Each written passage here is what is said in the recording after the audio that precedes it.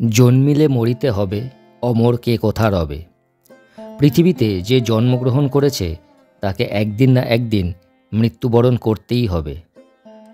জন্ম মানেই মৃত্যু, আর মৃত্যুর পরে আবার জন্ম।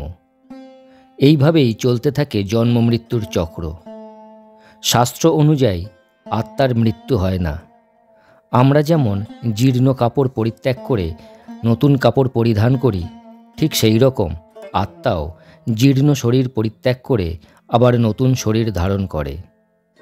আত্মা এক শরীর থেকে অন্য শরীরে স্থানান্তরিত হয় মাত্র।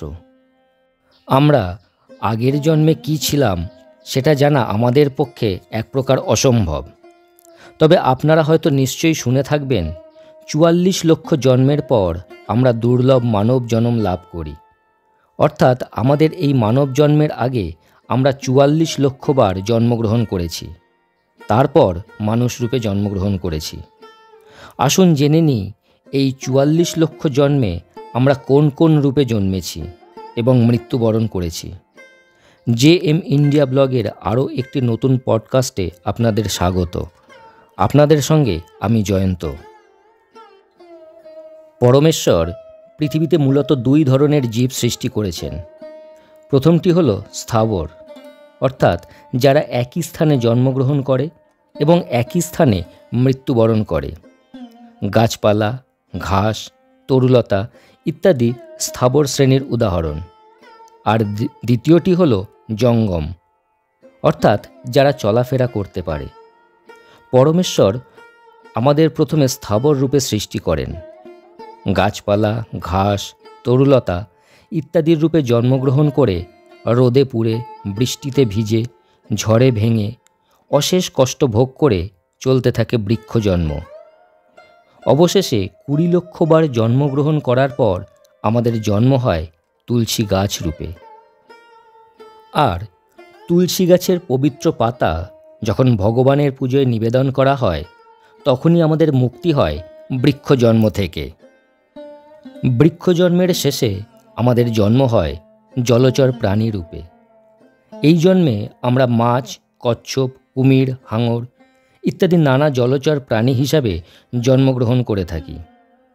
৯ লক্ষ বার বিভিন্ন জলচর প্রাণী হিসাবে জন্মগ্রহণ করার পর আমাদের জন্ম হয় শঙ্খরূপে। শঙ্খরূপে জন্মগ্রহণ করার পর আমাদের মুক্তি মেলে জলচর প্রাণীর জন্ম থেকে। জলচর প্রাণীর জন্ম থেকে মুক্তি পাওয়ার পর আমাদের জন্ম নিতে হয় কীটপতঙ্গ রূপে। মশা, মাছি, কেঁচো ইত্যাদি নানা রকম কীটপতঙ্গ রূপে অশেষ কষ্ট ভোগ করে চলতে থাকে আমাদের কীট জন্ম। ১১ লক্ষ বার কীটপতঙ্গ হয়ে জন্মগ্রহণ করার পর জন্ম হয় মৌমাছি রূপে।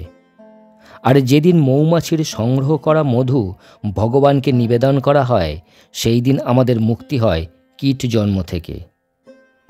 কীট জন্ম থেকে মুক্তি পাওয়ার পর আমরা জন্ম নিয়ে থাকি পাখি রূপে। ১১ লক্ষ বার পাখি রূপে জন্ম নিয়ে ঝড়, বৃষ্টি, বজ্রপাতের মতো প্রাকৃতিক দুর্যোগ, শিকারীর আক্রমণে প্রাণ হারানো ইত্যাদি নানা রকম যন্ত্রণা কষ্ট সহ্য করতে হয়। অবশেষে ময়ূর রূপে জন্মগ্রহণের পর আমাদের মুক্তি মেলে পাখির জন্ম থেকে। পক্ষী জন্ম থেকে মুক্তি লাভ করে আমাদের জন্ম হয় পশু রূপে। কখনো হিংস্র মাংসাশী বাঘ, সিংহ রূপে, আবার কখনো তৃণভোজী হরিণ, ভেড়া ইত্যাদির রূপে আমাদের জন্ম হতে থাকে। এইভাবে খাদ্য এবং খাদক রূপে ৩০ লক্ষ বার আমাদের জন্ম নিতে হয়। এরপর পরমেশ্বরের কৃপায় আমাদের জন্ম হয় ধেনু বা গরু রূপে। ধেনু রূপে জন্মের পর আমাদের মুক্তি মেলে পশু জন্ম থেকে। এই পশু জন্মের পর আমরা লাভ করি দুর্লভ মানব জন্ম। তবে এখানে আবার দুটি মতবাদ প্রচলিত আছে। একটি মতবাদ অনুযায়ী ৪ লক্ষ বার বিভিন্ন শারীরিক সমস্যা জর্জরিত জন্মগ্রহণের পর আমাদের সুস্বাস্থ্য এবং সুন্দর মানব জন্ম হয়। অপর মতবাদ অনুযায়ী ৪ লক্ষ বার বানর জন্মের পর আমাদের জন্ম হয় দুর্লভ মানব জন্ম। তাহলে হিসেবটা এই রকম: বৃক্ষরূপে ২০ লক্ষ বার, জলচর প্রাণী হিসাবে 9 লক্ষ বার, কীট পতঙ্গ রূপে 11 লক্ষ বার, পাখি রূপে 10 লক্ষ বার, পশু রূপে 30 লক্ষ বার, অবহেলিত মানুষ বা বানর রূপে 4 লক্ষ বার, মোট 84 লক্ষ বার জন্মগ্রহণের পর আমাদের হয় দুর্লভ মানব জনম। স্বাভাবিকভাবে মনে প্রশ্ন আসে, মৃত্যুর কতদিন পর একজন পুনর্জন্ম লাভ করে? পুনর্জন্ম, বিশেষ করে মানুষের পুনর্জন্ম নির্ভর করে তার কর্মের উপর। একজন মানুষ তার জীবদ্দশায় যেমন কর্ম করে তার উপর ভিত্তি করেই সে পুনর্জন্ম লাভ করে। প্রকৃতিতে 3 প্রকার গুণ আছে: সতগুণ, রজগুণ এবং তমগুণ। যখন কোনো ব্যক্তি সতগুণে দেহত্যাগ করেন তখন তিনি উত্তম পরিবারে জন্মগ্রহণ করেন এবং সারা জীবন ভালো কাজে নিজের জীবন অতিবাহিত করেন। মানুষ নিজের অন্তঃকরণে যে ভাব নিয়ে দেহত্যাগ করে সেই ভাব নিয়েই তার পুনর্জন্ম হয়। সেই কারণেই অনেক মানুষ সাত্ত্বিক জীবনযাপন করেন এবং ভগবানের চিন্তায় সময় অতিবাহিত করেন। যে মানুষ রজগুণে দেহত্যাগ করে তার পুনর্জন্মে সে দুঃখদায়ক জীবন লাভ করে, আর যে ব্যক্তি তমগুণে দেহত্যাগ করে পুনর্জন্মে সে পশু পাখির জীবন লাভ করে। যে ব্যক্তি এই 3 গুণের ঊর্ধ্বে তাকে বলা হয় গুণাতীত। মৃত্যুর পর সেই ব্যক্তি মোক্ষ লাভ করেন। প্রত্যেক মানুষ তার কর্ম অনুযায়ী ফল লাভ করেন। গরুড় পুরাণ অনুসারে মৃত্যুর পর সাধারণত 3 থেকে 40 দিনের মধ্যে পুনর্জন্ম লাভ হয়।